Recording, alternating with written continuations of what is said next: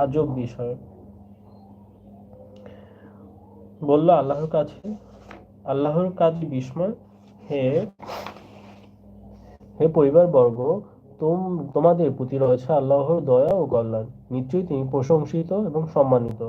অতঃপর যখন ইব্রাহিমের মন থেকে ভয় দূর হয়ে তার কাছে সুসংবাদ পৌঁছালো, তখন সে লূতের কওমের ব্যাপারে আমার সাথে বাদানুবাদ শুরু করলো। নিশ্চয়ই ইব্রাহিম ছিল ধৈর্যশীল, কোমল প্রাণ ও বিনয়ী।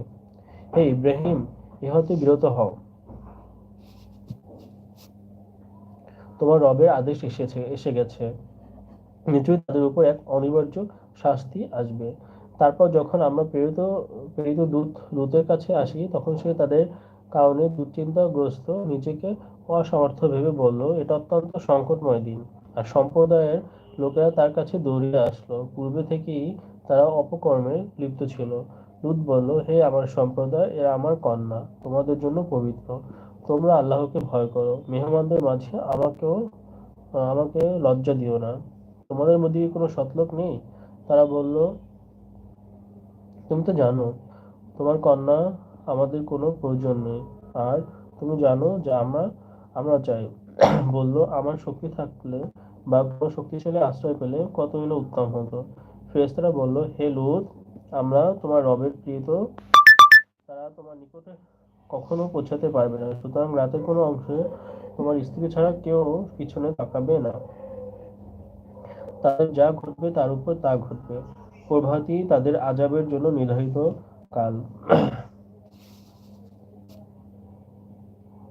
প্রভাত কি খুব নিকটবর্তী নয়?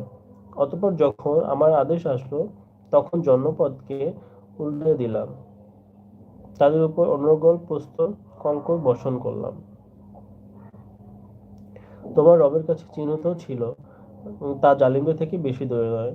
তোমার রবের কাছে চিহ্ন তো ছিল, তা জালিমদের থেকে বেশি দূরে নয়।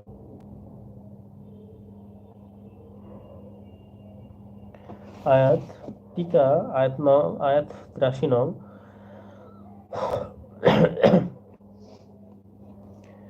বর্ণিত আছে, কওমে লূতের বসতি ছিল 4টি বড় বড় শহরে বিন্যস্ত। তাদের দুভাবে শাস্তি দেওয়া হয়। প্রথমে তাদের বসতিগুলোকে সম্পূর্ণভাবে উল্টিয়ে দেওয়া হয়। এরপর তাদের উপর প্রস্তর বর্ষণ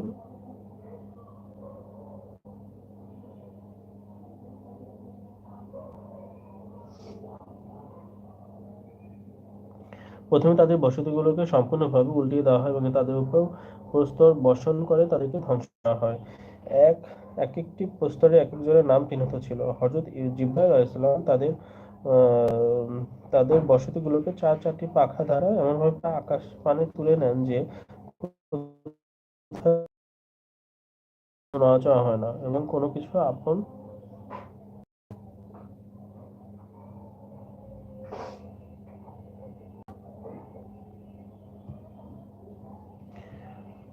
এক একটা প্রস্তরে এক একজন নাম চিহ্নিত ছিল।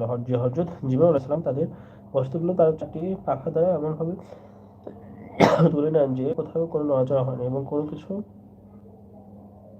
নিঃসঞ্চিত হয়নি। এমনকি গ্লাসে ভর্তি পানি থেকে এক ফোঁটা পানিও গড়িয়ে পড়েনি। তখন উপর থেকে বিভিন্ন প্রাণী ও মানুষের তীক্ষ্ণ আর্তনাদ ভেসে আসলো।